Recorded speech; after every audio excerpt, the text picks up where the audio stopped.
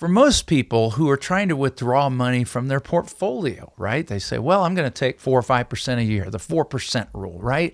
And I'm going to take that out of a stock bond portfolio. And my likelihood of success is pretty good, isn't it, Colin? Well, at that rate of withdrawal, it's actually not that great.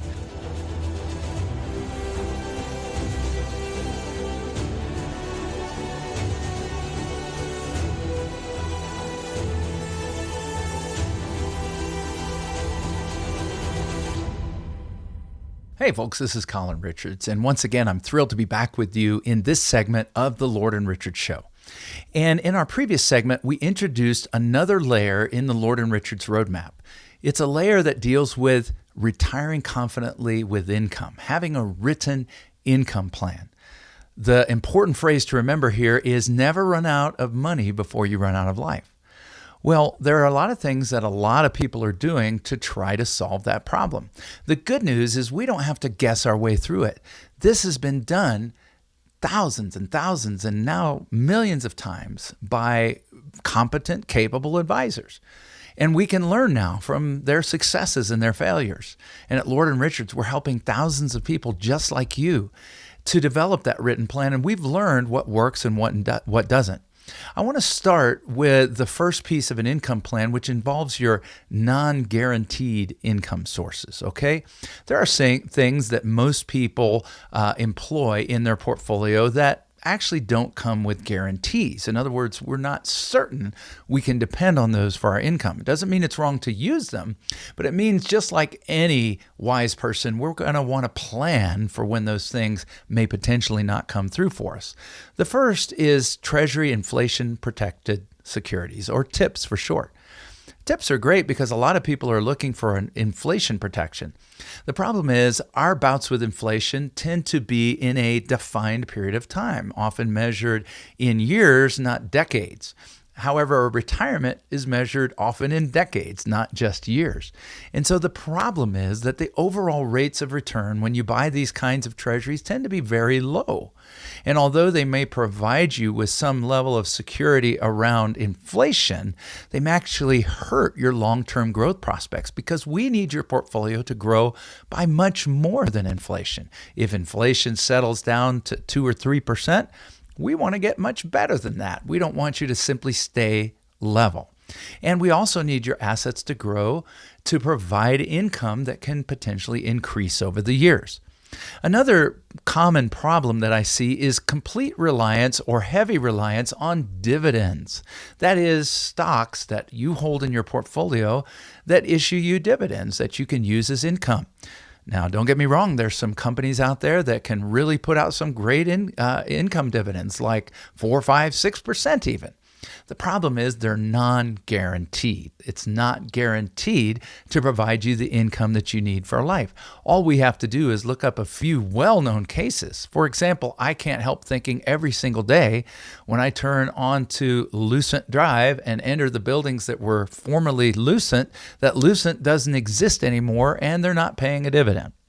And so companies that eventually fail, or even just companies that choose not to pay a dividend, you may be holding on to things that you really can't sell because of capital appreciation if they stop paying their dividend. So that's a non-guaranteed source. Not a problem having that, but I would view dividends as a better part of the growth segment of your portfolio, enhancing your growth, reinvesting those year after year. The next is distributions from particularly property-based investments, things like REITs, okay, REITs, and these are special type of trust called a real estate investment trust. And often they will promise fantastic rates of return, distributions as high as 8, 9, 10% or more. The problem is they're built around the success or failure of the projects that are behind them. And as we know, real estate projects, building real estate, maybe multi-purpose, single family, commercial, whatever, these have the potential to succeed and they also have the potential to fail. You say, well, I'll have a whole group of them. Well, that certainly starts to diversify the risk a little bit, but sometimes we can enter in a period when a rising tide that normally would raise all markets now falls and lowers all markets, and we find we're in a pinch. There are also REITs I would be very careful about owning that are not publicly traded. And these are often sold by advisors who don't really state that to their clients. And then when they come to me looking to get out, I have to inform them, hey, you're in a non-tradable REIT. It's entirely up to the creators of that trust to decide whether or not they're going to allow you to trade it. And that can be very difficult. For that reason, REITs of this nature are often given the moniker roach motels. If you remember the old Black Flag commercials, roaches check in, but they can't check out. Well, that's kind of a problem. So we're not excited about relying on distribution from REITs. Doesn't mean it's wrong to own them, and often they may be a part of your portfolio, even with Lord & Richards, if they are publicly traded. And then there's owning your own rental properties. That can be a great idea. It can be a fun investment if you enjoy that. I know a lot of people who've enjoyed accumulating properties, fixing them up. Sometimes that gets old after time, especially if you get enough of them. And many of the conversations I have with my clients is, how do we effectively unwind these without paying excessive taxes? Because that's the big challenge you run into. But there's another problem, is that rent is non-guaranteed. So although that may be part of your written income plan, it needs to be a source that you have backup plans for. I remember back in the big crash, real estate crash after 2007, I had a man come to me, and he had $12 million in properties. He came to me looking for investment advice, and one of the things I told him is he was in a lot of danger by being so concentrated in real estate and not diversifying outside of that asset class. And of course, sure enough, as the crash came, then he lost most, if not all, of the value of those properties, and he was actually looking for a job.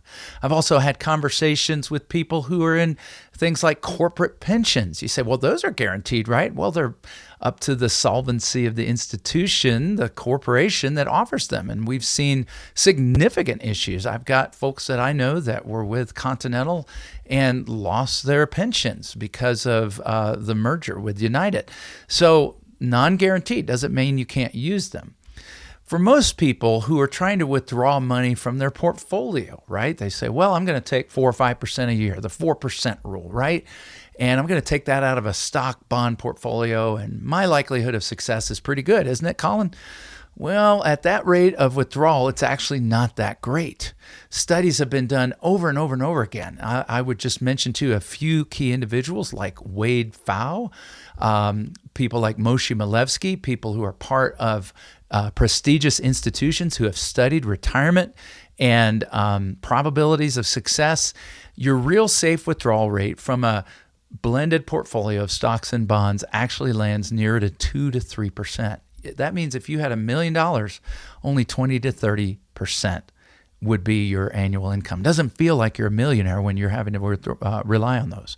So nothing wrong with taking money, distributions, withdrawals from all these types of investments. The key is, don't bank your future on any one of them or in all of them in combination. What we need to do is we need to take a look at what are ways that I can add additional layers of guarantees. Now, that's a word people shy away from, and for good reason, because they need to be able to back it up.